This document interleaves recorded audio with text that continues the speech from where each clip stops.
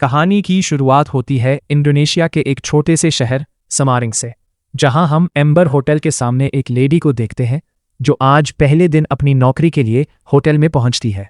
बाहर बहुत तेज बारिश लगी हुई थी, इसीलिए लेडी भागते हुए अंदर चली जाती है। वहां उसकी मुलाकात होटल की ओनर सुखंद से होती है, जो पिछले कई सालों से इस होटल को संभाल रही है।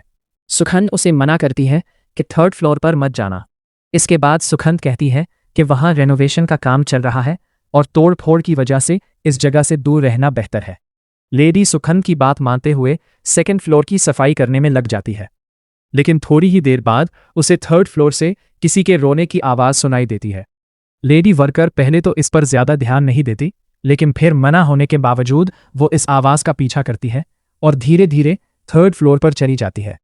लेकिन वहां का दरवाज़ा काफ़ी अरसे से बंद था। लेडी एक सुराख से अंदर देखती है, लेकिन उसे कोई चीज़ भी दिखाई नहीं देती। इसीलिए लेडी अपने सर से एक पिन निकालती है और दरवाज़ा खोलने की कोशिश करती है, लेकिन काफ़ी कोशिश के बाद भी दरवाज़ा नहीं खुलता। अब जैसे ही वो पीछे मुड़ती है तो एक खौफनाक साया देखती है।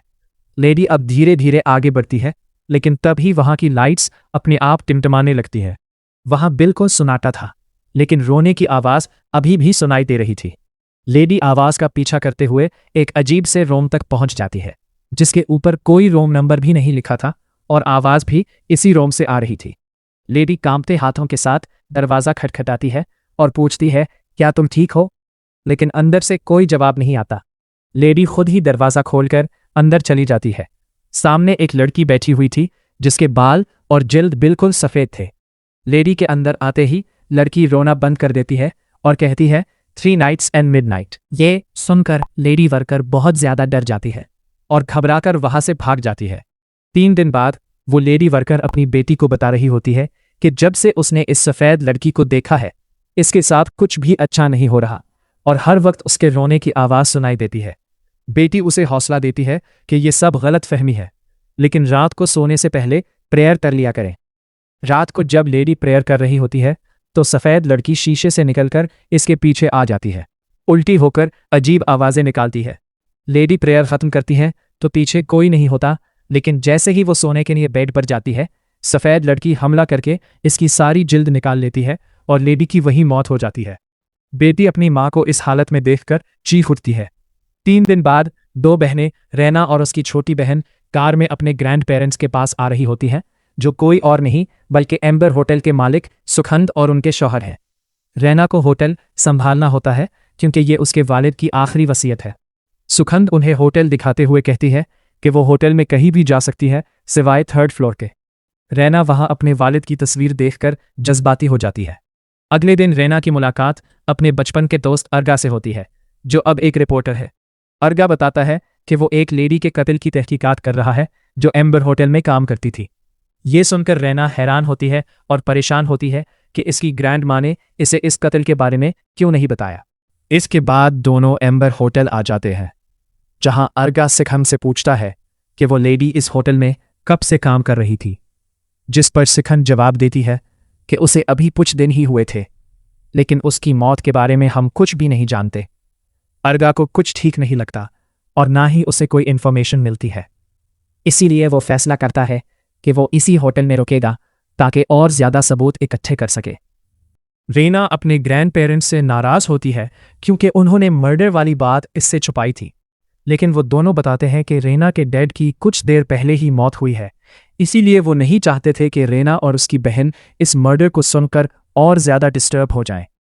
रात को रैना बहुत परेशान थी और काफ़ी कोशिश के बाद भी उसे नींद नहीं आती, इसीलिए वो चाय पीते हुए होटल की छत पर चली जाती है। तभी उसके सामने 3rd फ्लोर के एक रूम की लाइट ऑन होती है, जो देखकर रैना सोचती है कि अगर 3rd फ्लोर पर कोई नहीं जाता तो ये लाइट किसने ऑन कर दी। इसीलिए चेक करने के लिए रैना 3rd फ्लोर की तरफ जाने लगती है। उसे भी अब लेडी वर्कर की तरह 3rd फ्लोर से रोने की आवाज़ सुनाई देने लगती है, लेकिन जैसे ही वो दरवाज़ा खोलती है तो पता चलता है कि दरवाज़ा ताला है। इसके बाद रैना एक हथौड़ी लेती है और ताला तोड़कर अंदर चली जाती है। ऐसा लग रहा था कि ये जगह काफ़ी अरसे से बंद पड़ी है। अब जैसे ही रैना लाइट्स ऑन करती है तो रोने की आवाज़ और ज़्यादा तेज़ हो जाती है। आवाज़ का पीछा करते हुए वो भी उस रूम तक पहुंच जाती है जहां लेडी वर्कर ने उस वाइट लड़की को देखा था। रेना बना सोचे समझे दरवाज़ा खोलकर अंदर चली जाती है, जिसे देखते ही वो लड़की एक बार फिर बोलती है 3 नाइट्स। रेना को कुछ समझ नहीं आता, इसीलिए डर कर वो चुपचाप दरवाज़ा बंद कर देती है और फौरन अपने रूम में आ जाती है। लेकिन अभी भी उसके दिमाग में यही चल रहा था कि आखिर वो लड़की 3rd फ्लोर पर क्या कर रही थी। अगली सुबह रेना अपनी बहन को स्कूल छोड़ने जाती है। तभी उसकी नज़र गाड़ी की विंडो पर जाती है, जहां एक लफ्ज़ लिखा हुआ था। रेना काफ़ी डर जाती है, लेकिन जैसे ही वो दोबारा देखती है तो विंडो बिल्कुल साफ थी, यानी वो लफ्ज़ वहां से मिट चुका था, जो देखकर वो और ज़्यादा परेशान हो जाती है। रेना जब होटल आती है तो सिखंद उसे घबराया हुआ देखकर इसकी परेशानी की वजह पूछती है।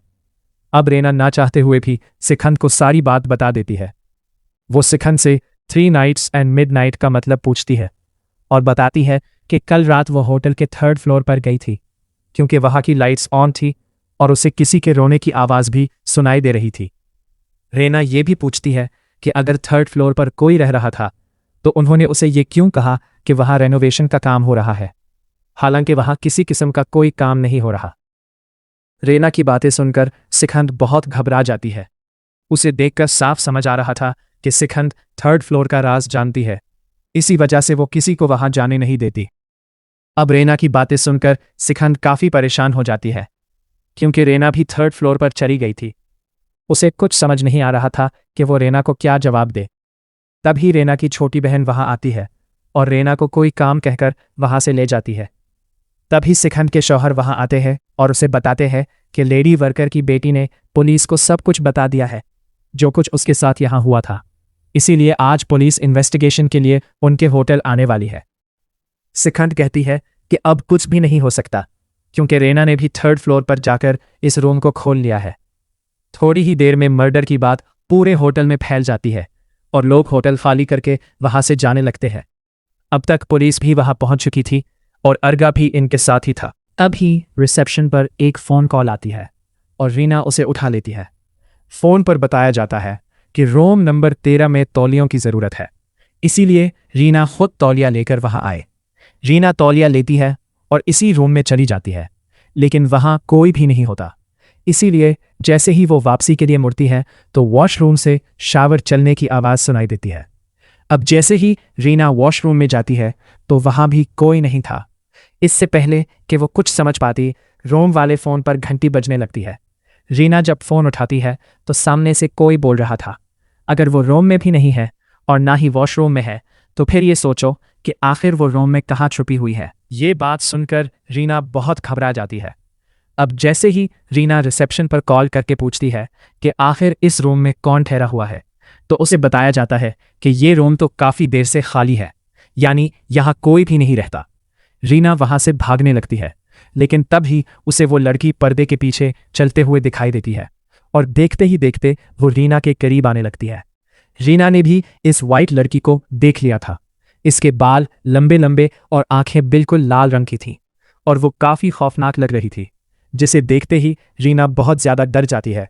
वाइट लड़की बेड पलटकर रीना पर फेंकती है, लेकिन इससे पहले ही रीना भागकर रूम से बाहर आ जाती है। अंदर से वाइट लड़की ऊंची ऊंची आवाज़ में चला रही थी, लेकिन तभी वहां अर्गा भी आ जाता है। रीना बहुत ज़्यादा घबराई हुई थी, यहाँ तक कि वो ठीक से बोल भी नहीं पा रही थी, लेकिन फिर भी रीना उसे पूरी बात बताती है जो अभी उसके साथ हुआ था। अर्गा जब खुद रूम चेक करने जाता है तो वहाँ सब कुछ बिल्कुल नॉर्मल होता है, जैसे कुछ हुआ ही ना हो। अब रीना के साथ जो कुछ भी हुआ, ये सुनकर होटल के स्टाफ मेंबर्स भी होटल छोड़कर चले जाते हैं। अब ऐसा हाल देखकर सुखंद और उसके शौहर काफ़ी परेशान हो जाते हैं और ना चाहते हुए भी रीना और अर्गा को सब कुछ सच बताने लगते हैं। वहीं कहते हैं कि आज से कुछ साल पहले जब इनकी फाइनेंशियल कंडीशंस कुछ ठीक नहीं थी, तो इनके बेटे यानी रीना के डैड ने उन्हें बताया कि इसने ये होटल ख़रीद लिया है, इसीलिए वो इस होटल में शिफ्ट हो जाए और होटल की इनकम से अपना गुजारा कर सके। लेकिन जब वो लोग यहाँ आए तो उन्होंने देखा कि होटल काफ़ी टूटा हुआ था और हालत काफ़ी ख़राब थी, इसीलिए उन्होंने कुछ पैसे लगाकर होटल का रेनोवेशन करवाया। वो बताते हैं कि जब एक वर्कर 3rd फ्लोर पर काम कर रहा था तो उसे एक ऐसे रूम से रोने की आवाज़ आई जिस पर कोई नंबर नहीं लिखा था। जब इसने दरवाज़ा खोला तो अंदर वही वाइट लड़की शीशे के सामने बैठी थी। उसके बाद इस वर्कर के साथ अगले 2-3 दिन तक काफ़ी अजीब चीज़ें होती रही और फिर तीसरी रात यानी मिडनाइट को उसने दीवार के साथ जोर से अपना सर मारा और उसकी वही मौत हो गई। सुखंद बताती है कि 3 नाइट्स एंड मिडनाइट का मतलब ये है कि जिस किसी को भी इस लड़की ने ये अल्फाज कहे होंगे, पहले 2-3 दिन तक उसके साथ अजीबोगरीब वाकयात होंगे और फिर तीसरी रात मिडनाइट यानी 12 बजे उसकी बुरी तरह मौत हो जाएगी। और ये कोई और नहीं बल्कि वो वाइट लड़की ही सबको मारती है। इसीलिए इसने सबको हिदायत दी कि वो हमेशा इस रूम को बंद रखे ताकि कोई भी इस वाइट लड़की को देख ना सके और ना ही इस रूम में को आए, वरना वो भी इस वाइट लड़की का शिकार बन जाएगा।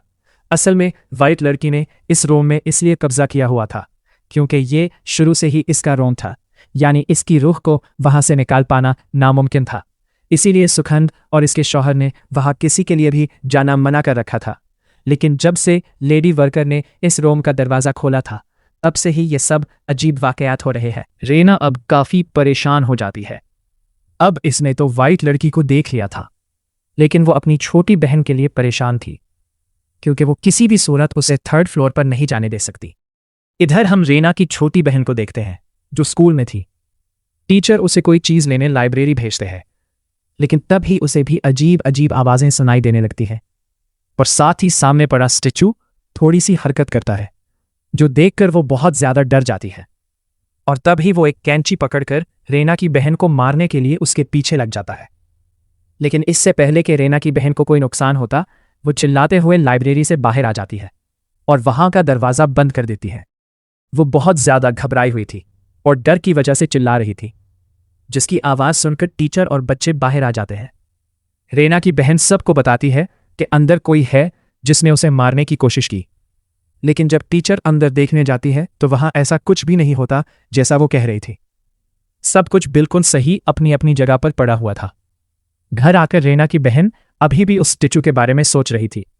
तभी रेना वहां आकर उससे पूछती है कि क्या वो 3rd फ्लोर के इस रूम में गई थी, जिस पर वो हाँ में जवाब देती है और बताती है कि उसे भी इस रूम से किसी के रोने की आवाज़ सुनाई दे रही थी।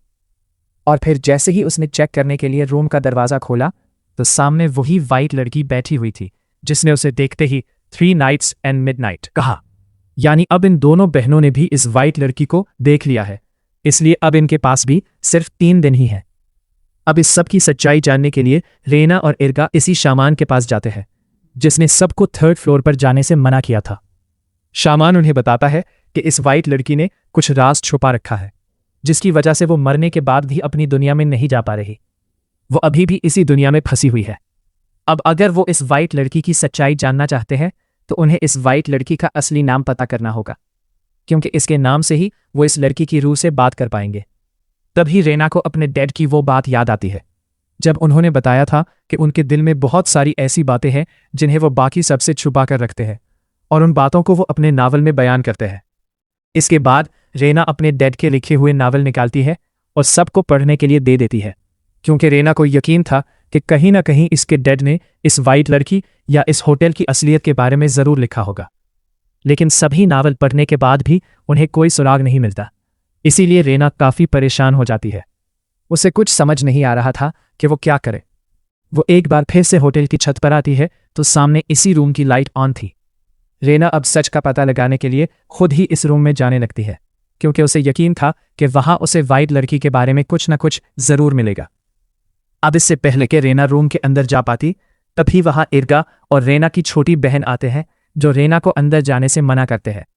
लेकिन रेना बताती है कि अगर हमने कुछ न किया तो वैसे भी कल मिडनाइट में हमारी मौत हो जाएगी, लेकिन अगर हम कोशिश करें तो शायद हमारी जान बच सकती है। ये सुनकर रेना की बहन भी उसके साथ जाने की जिद करती है, क्योंकि वो रेना को अकेले अंदर नहीं भेज सकती। इसके बाद वो दोनों बहनें अंदर चली जाती हैं और इर्गा बाहर ही इनका इंतज़ार करता है, क्योंकि इसने अभी तक इस वाइट लड़की को नहीं देखा। यानी 3 नाइट्स एंड मिडनाइट वाला कर्ज अभी इस पर नहीं आया। अब दोनों बहनें रूम में चली जाती है, लेकिन बहुत ज़्यादा डरी हुई थी, मगर फिर भी दोनों अलग अलग होकर वाइट लड़की के बारे में इंफॉर्मेशन इकट्ठी करने लगती है। तभी रेना की बहन को एक सूखा सफ़ेद फूल दिखाई देता है। अब रूम के बाद वो वॉशरूम चेक करने जाती है तो शीशे में उसे वाइट लड़की की रिफ्लेक्शन दिखाई देती है। वो बिल्कुल रेना की बहन के पीछे खड़ी थी। जैसे ही वो पीछे देखती है तो वहां कोई भी नहीं होता। रेना बेड के नीचे देखती है तो उसे एक पेपर का छोटा टुकड़ा मिलता है जिस पर एंजल लिखा हुआ था। रेना कुछ समझ नहीं पाती, इसलिए वो उसे अपने पास रख लेती है और फिर अपनी बहन को देखने उसकी तरफ जाती है। लेकिन तभी रेना देखती है कि वाइट लड़की की रूह अब उसकी बहन के अंदर आ चुकी है, जो अब अपना सर दीवार में मार रही थी। रेना फौरन जाकर उसे रोकती है, लेकिन तभी उसकी बहन अपने बाल पीछे करती है और उसके सर पर एक चेहरा बना हुआ था और देखते ही देखते वो रेना पर हमला कर देती है। रेना धक्का देकर उसे खुद से पीछे करती है, लेकिन वो दीवार पर चलना शुरू कर देती है। अब वो दोबारा रेना पर हमला करने वाली थी, लेकिन रेना की चलाने की आवाज़ सुनकर अर्गा भागते हुए अंदर आ जाता है। रेना की बहन यानी वाइट लड़की की रूह उन दोनों को उठाकर मारने लगती है, लेकिन फिर रेना और अर्गा किसी तरह उसे काबू में ले आते हैं। अब तो वो काफ़ी ज़्यादा जख्मी हो चुकी थी, लेकिन तभी वो देखते हैं कि वाइट लड़की बिल्कुल उनके सामने खड़ी थी, जो एक बार फिर 3 नाइट्स एंड मिडनाइट कहती है। जो सुनकर ये तीनों बहुत ज़्यादा डर जाते हैं और फौरन इस रूम से बाहर भाग जाते हैं। अब इस दफ़ा वाइट लड़की ने ये लाइंस अर्गा के लिए बोली थी, यानी अब वो भी इस कर्ज का हिस्सा बन चुका है। तभी रात के 12 बज घंटी बजती है, यानी रात काफ़ी ज़्यादा हो चुकी थी, इसीलिए तीनों अपने अपने रूम में चले जाते हैं। रात वाले इंसिडेंट के बाद ये दोनों काफ़ी परेशान थी। तभी रेना की बहन को विंडो पर 2 दिखाई देता है, यानी इनका दूसरा दिन शुरू हो चुका है। रेना अर्गा को वो पेपर का टुकड़ा दिखाती है जिस पर एंजल लिखा हुआ था। साथ ही बताती है कि मुझे लगता है कि वो रूम असी वाइट लड़की का है, क्योंकि वहां बहुत सारे लेडीज कपड़े, शोज और बैग्स पड़े हुए थे। ये भी हो सकता है कि डेड उसे जानते हो, इसीलिए तो उन्होंने उसे इस रूम में रहने दिया। तभी वहां सिखंद और उसका शौहर छोटे छोटे पेपर के टुकड़े लेकर उनके पास आते हैं और बताते हैं कि ये टुकड़े उन्हें 3rd फ्लोर के हर रूम के बेड के नीचे से मिले हैं। हर टुकड़े पर कुछ ना कुछ लिखा हुआ था, जिससे ये बात वाज़ेह हो जाती है कि ये एक लेटर है जिसे टुकड़ों में डिवाइड करके 3rd फ्लोर के हर रूम में रखा गया है, जैसे ये कोई पजल हो। लेटर में लिखा था, मैं वो पहली मुलाकात कभी नहीं भूल सकती जब हम दोनों पहली दफ़ा पाइन के पेड़ के पास मिले थे। वो मेरी ज़िंदगी का सबसे अच्छा टाइम था, इसीलिए मैं चाहती हूँ कि मैं हमेशा आपके साथ जंगल में इन्हीं पाइन के पेड़ों के साथ रहूँ। लेटर के आखिर में जैस्मिन का नाम लिखा था, जिससे इन्हें पता चलता है कि जैस्मिन ज़रूर असी वाइट लड़की का नाम है और इसी ने ये लेटर रेना के डेड के लिए लिखा था। अब सुराख का पता लगाने के लिए रेना और अर्गा जंगल का रुख करते हैं। जंगल में थोड़ा आगे जाने पर वो पाइन के दरख्तों के पास पहुंच जाते हैं, जहां काफ़ी सारे सफ़ेद फूल भी उगे हुए थे। ये देखकर वो दोनों समझ जाते हैं कि लेटर के मुताबिक ये वही जगह है जहां रेना के डेड और जैस्मिन मिला करते थे। अब रेना और अर्गा लेटर में दी गई इंस्ट्रक्शंस को फॉलो करते हुए नॉर्थ की तरफ जाते हैं और एक नदी के किनारे पहुंच जाते हैं। यहाँ उन्हें एक बोटमैन दिखाई देता है जिसका नाम पारजो होता है। रेना दूर से ही हाथ हिलाकर उसे मदद का इशारा करती है। इन दोनों को परेशान देखकर पारजो देर नहीं लगाता और फौरन उनकी तरफ बढ़ने लगता है। जब पारजो उनके पास पहुंचता है तो वो उनसे बुलाने की वजह पूछता है। अब वो दोनों उससे पूछते हैं, क्या तुम हमें हेड ऑफ द विलेज के पास ले जा सकते हो? पारजो थोड़ा कंफ्यूज हो जाता है, लेकिन फिर भी वो उन्हें सरपंच के पास ले जाने को तैयार हो जाता है। जब वो लोग वहां पहुंचते हैं तो सरपंच उनसे यहां आने की वजह पूछता है। अर्गा बताता है कि समारिंग सिटी में कुछ वक्त पहले एक बहुत खौफनाक कत्ल हुआ था, जहां एक इंसान को इस तरह मारा गया था कि उसकी खाल तक उतार दी गई थी, और ये काम किसी नॉर्मल इंसान का नहीं बल्कि किसी गैर मखलूक या रूहानी ताकत का हो सकता है। इसीलिए हम दोनों यहाँ आए हैं ताकि इस केस के सुराग ढूंढ सकें। अर्गा कहता है कि उन्हें शक है कि जिस रूह का ताल्लुक इस केस से है वो कभी जिंदा इंसान थी और इसी गांव में रहती थी। अर्गा इस वाइट लड़की का हुलिया भी बताता है कि उसके बाल और जल्द बिल्कुल सफ़ेद है, जबकि उसकी आंखें लाल है। सरपंच को उनकी ज़बान समझ नहीं आती, इसलिए पारजो उसे अर्गा की बात उनकी लोकल ज़बान में समझाने की कोशिश करता है। सरपंच पारजो की बात सुनकर कहता है कि वो ऐसी किसी लड़की को नहीं जानता और ना ही उसे इस बारे में बात करनी है, जिसके बाद वो गुस्से में उठकर वहां से चला जाता है। सरपंच के ऐसे रवैये से पारजो थोड़ा शर्मिंदा होता है और रेना और अर्गा से माफ़ी मांगता है। फिर वो उन्हें बताता है कि बाहर बहुत तेज़ बारिश है और ख़राब मौसम की वजह से नदी क्रॉस करना मुश्किल है, इसलिए आज रात के लिए बेहतर है कि वो दोनों इसके घर रुक जाएं और सुबह होते ही वो उन्हें नदी के किनारे छोड़ देगा। इसी बीच अर्गा नोटिस करता है कि एक और खातून चपके से उन्हें देख रही है, लेकिन जैसे ही अर्गा को पता चलता है तो वो घबराकर फौरन वहां से चली जाती है। पारजो के घर आने के बाद रेना बहुत परेशान हो जाती है, क्योंकि वो जिस सबूत की तलाश में यहाँ आए थे वो उन्हें नहीं मिला और अब उनके पास सिर्फ एक ही दिन का टाइम था। इसलिए रेना अपनी माँ जी को याद करके उदास हो जाती है। वो अर्गा से कहती है कि मौत हर किसी के लिए मुख्तलिफ होती है, लेकिन किसी ने यह सोचा भी नहीं होगा कि उनकी मौत इस तरह खाल उतार देने जैसी होगी। तब अर्गा रेना को हौसला देता है कि हमारे पास अभी भी कुछ टाइम बाकी है, हम अपनी तलाश जारी रख सकते हैं। लेकिन अब तक रेना इमोशनली काफी टूट चुकी है। ये दोनों आपस में बात ही कर रहे थे कि तभी अचानक बाहर से उन्हें तेज आवाजें सुनाई देती है। दोनों ध्यान से सुनते हैं तो पता चलता है कि ये आवाज गांव के सरपंच और उसकी वाइफ की थी। सरपंच गुस्से में वाइफ से कहता है कि चाहे जो कुछ भी हो जाए वो ये राज किसी को भी नहीं बता सकते, लेकिन इसकी वाइफ रोते हुए उसकी मिन्नत करती है कि प्लीज मुझे सच बताने दो। लेकिन सरपंच उसकी एक नहीं सुनता और गुस्से में वहां से चला जाता है। ये सब देखकर उन दोनों को यकीन हो जाता है कि यहाँ कोई गहरा राज छुपा रहे। इसलिए दोनों छुपकर उस खातून का पीछा करते हैं और उसके घर तक पहुंच जाते हैं। घर के अंदर जाकर वो हर जगह उसे तलाश करते हैं। तभी उनकी नज़र एक कमरे में लगी पेंटिंग पर पड़ती है, जो किसी और की नहीं बल्कि उसी वाइट लड़की की थी। इतने में सरपंच की वाइफ भी वहां आ जाती है, जो रोते हुए उन्हें बताती है कि ये मेरी बेटी का कमरा है। इसके बाद सरपंच की बीवी पारजो को बुलाती है ताकि वो उनकी बात रेना और अर्गा को समझा सके। पारजो उन्हें बताता है कि उस सफ़ेद लड़की का नाम मनवीर था, जो इस गांव के सरपंच की बेटी थी। इसका नाम मनवीर इसलिए रखा गया था क्योंकि वो मनवीर के फूलों की तरह बिल्कुल सफ़ेद थी। इसकी जिल्द और उसका हुलिया बिल्कुल उन्हीं फूलों जैसा था जो बहुत नर्म होते हैं। मनवीर एक किस्म का जैस्मिन फूल है की पंखड़ियां तहों में होती हैं। जब मनवीर पैदा हुई तो उसके 3 दिन पहले से उसकी माँ बहुत तकलीफ में थी। मनवीर आधी रात को एक नायाब हालत के साथ पैदा हुई थी, इसीलिए लोग उसे डेविल्स चाइल्ड यानी शैतानी बच्चा कहते थे। लोग उसका मजाक उड़ाते रहते थे। मनवीर को उसके बाप यानी गांव के सरपंच ने घर में ही रोक रखा था। वो उसे मारता भी था क्योंकि उसे लगता था कि मनवीर उसकी जिंदगी में शर्मिंदगी का सबब है। मनवीर के पास करने को कुछ नहीं था, इसलिए वो अक्सर अपने जहन में बने हुए खेल खेला करती थी। लेकिन जब वो 20 साल की हुई तो उसने घर छोड़ दिया और फिर कभी वापस नहीं आई। तब से लेकर आज तक उसकी कोई खबर नहीं मिली। यहाँ के लोग उसका नाम लेना भी पसंद नहीं करते क्योंकि उन्हें डर है कि गांव का सरपंच नाराज हो जाएगा। रेना और अर्गा मनवीर के बारे में सच जानकर होटल वापस आ जाते हैं। होटल पहुंचते ही रेना सुखन को बताती है कि सफ़ेद लड़की का असली नाम मनवीर है। इसके बाद वो लोग शामान को बुलाते हैं और लड़की के असली नाम की मदद से उससे बात करने की कोशिश करते हैं। शामान एक कागज़ पर मनवीर का पूरा नाम लिखता है और उसके ऊपर कुछ अगरबत्तियां लगाता है, फिर रस्म शुरू करता है। इस दौरान शामान उसे अपना नाम बताता है और फिर आंखें बंद करके मनवीर की रूह से राबता करने की कोशिश करता है। शामान कहता है कि अगर वहां मौजूद है तो अपनी कहानी खुद बयान करे।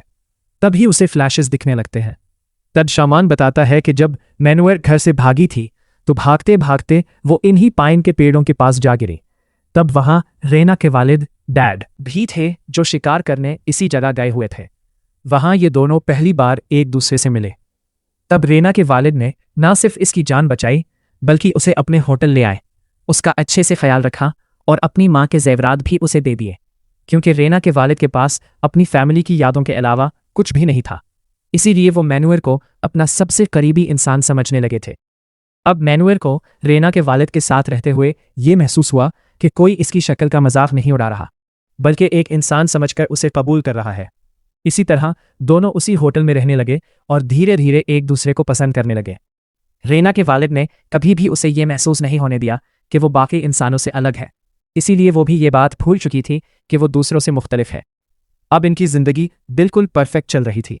लेकिन फिर रेना के वालिद अपने कारोबार के लिए जकार्ता चले गए और इनके जाने के बाद मैनुअर इनके वापस आने का इंतजार करती रही। इसी दौरान इसने रेना के वालिद के लिए एक खत वाला पजल गेम बनाया, जिसमें इसने खत को बहुत सारे टुकड़ों में बांट दिया और होटल के हर कमरे के बेड के नीचे छुपा दिया।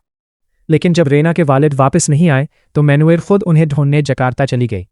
वहां जाकर उसके होश उड़ गए क्योंकि रेना के वालिद किसी और औरत के साथ थे और अब तक इनकी मंगनी हो चुकी थी और वो औरत इनके बच्चे की मां बनने वाली थी। ये देखकर मैनुअर अंदर से टूट चुकी थी। रेना के वालिद ने उसे धोखा दिया था क्योंकि वो बाकी सबसे अलग है। मैनुअर वापस आकर एक चाकू लेती है और अपने जिस्म की सारी जिल्द उतारने लगती है, क्योंकि इसी वजह से सब इसके साथ बुरा करते थे। अब अगले 3 दिन तक वो ऐसा ही करती रही और तीसरे दिन की मिडनाइट में दर्द की वजह से उसकी मौत हो गई। ये सब सुनकर रेना बहुत ज्यादा डर जाती है। तब अर्गा शामान से पूछता है कि हम इस सब को खत्म कैसे कर सकते हैं और मैनियर को ये सब करने से कैसे रोक सकते हैं। तब शामान कहता है कि ये सब रोकने के लिए हमें मैनुअर का टूटा हुआ दिल जोड़ना होगा। हमें इसकी जिंदगी और मौत दोनों को एक साथ जोड़ना होगा, यानी उन्हें कोई ऐसी चीज ढूंढनी होगी जो मैनुअर को रेना के वालिद को मुआफ करने पर मजबूर कर सके, और हमें इस चीज को मैनुअर की मुर्दा जिस्म के पास ले जाना होगा। इस तरह शायद मैनुअर का गुस्सा ठंडा हो जाए।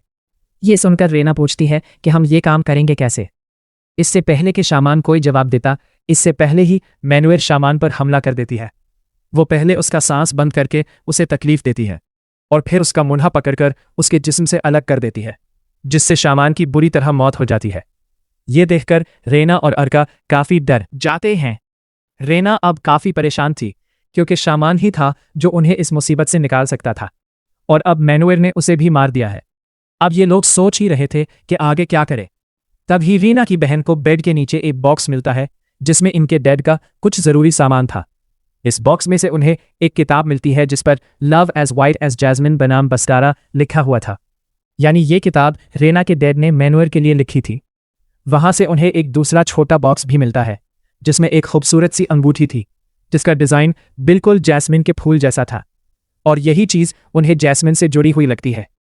जब ये लोग वो किताब पढ़ते हैं तो सफ़ा नंबर 41 में से उन्हें पता चलता है कि रेना के डैड जकार्ता किसी काम से नहीं गए थे, बल्कि वो जकार्ता एक ज्वेलरी स्टोर गए थे जो इस शहर का सबसे महंगा स्टोर था।